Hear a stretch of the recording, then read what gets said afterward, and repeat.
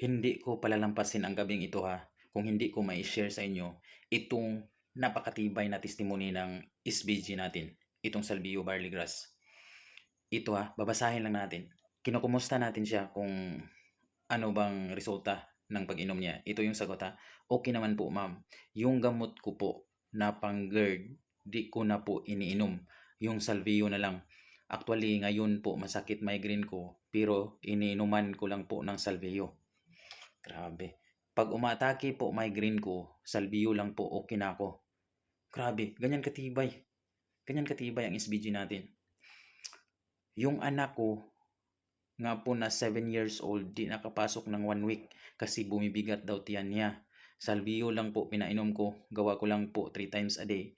Nung pangatlong araw po, di ko na maririnig na naiyak, okay na daw po siya.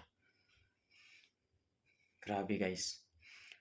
Yung mga hindi pa nakatry ng Salvio, try nyo na. Dami na po tayong testimonies.